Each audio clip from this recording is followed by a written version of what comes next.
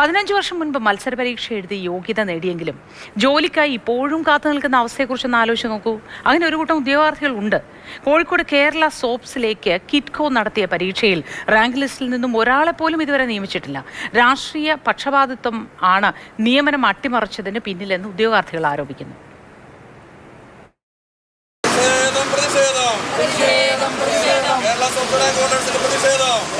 സംസ്ഥാനത്ത് PSC പരീക്ഷ പ്രായപരിധി ഉയർത്തിയത് വലിയ തോതിൽ സ്വാഗതം ചെയ്യപ്പെട്ടിട്ടുണ്ട്. പക്ഷേ ഇപ്പോഴും പൊതുമേഖലാ സ്ഥാപനങ്ങളിൽ നിയമനത്തിനുമായി ഏകദേശം 15 വർഷത്തോളമായി ഒരു ലിസ്റ്റ് പ്രഖ്യാപിച്ചിട്ട് നിയമനം ലഭിക്കാതെ കാത്തു നിൽക്കുന്ന പ്രതിഷേധിക്കുന്ന ആളുകൾ നമ്മോടൊപ്പമുണ്ട്.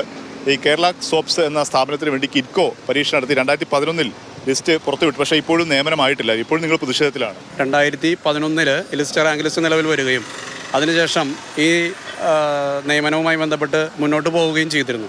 പക്ഷേ ഗവൺമെൻറ് തന്നെ പിന്നീട് ഈ നിയമനവുമായി ബന്ധപ്പെട്ട് റാങ്ക് ലിസ്റ്റ് എന്താ പറയുക അസാധുവാക്കുക അല്ലെങ്കിൽ അത് പൂഴ്ത്തിവെക്കുകയാണ് ഉണ്ടായത്.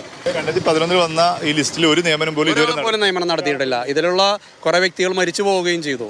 ഇപ്പോൾ ഞങ്ങളെപ്പോലുള്ള വ്യക്തികൾ മാത്രമാണുള്ളത്. 62 ക്രിയേറ്റഡ് പോസ്റ്റും 14 റിട്ടയർമെൻറ്റ് വേക്കൻസിയും ഈ സ്ഥാപനത്തിൽ നിലനിൽക്കെ തന്നെയാണ് ഇവർ ഇപ്പോൾ ഈ പിൻവാതിൽ നിയമനത്തിൻ്റെ അടിസ്ഥാനത്തിൽ ആളുകളെ കുത്തിക്കയറ്റാൻ. എന്തുകൊണ്ടാണ് ഇങ്ങനെ നിങ്ങൾ മാറ്റി നിർത്തുന്നത്? രാഷ്ട്രീയ പാർട്ടികളെ സ്വന്തം പാർട്ടിയിലുള്ളവരെ നിയമിക്കുക എന്നുള്ള താല്പര്യം തന്നെ അവരെ കാണുന്നത്. 16 വർഷമായിട്ട് ഞങ്ങൾ ഇതിൻ്റെ തുടരെ നടക്കുക. പൊതുപരീക്ഷ എഴുതിയിട്ടാണ് ഞങ്ങൾ ഇവിടെ വന്നിട്ടുള്ളത്. എന്നിട്ടും ഞങ്ങളെ തഴയുന്നൊരു സാഹചര്യം സമീപനവും ഉണ്ടാവുന്നത് വളരെ ദുഃഖകരമായിട്ടുള്ളൊരു സാഹചര്യം തന്നെയാണ്. കേസ് കോടതിയിൽ ആണല്ലോ.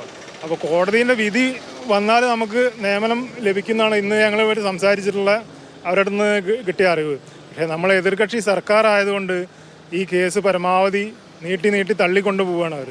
ഞങ്ങൾക്ക് നിയമനം തരാതിരിക്കാനുള്ള മാർഗം മാത്രമാണ് അവർ ചിന്തിക്കുന്നത്.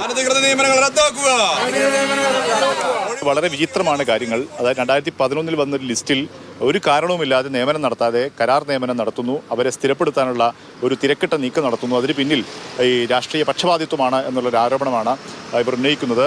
ജോം ടിക്കൊപ്പം മുഹമ്മദ് ഷഹീദ്, മാതൃഭൂമി ന്യൂസ്, കോഴിക്കോട്.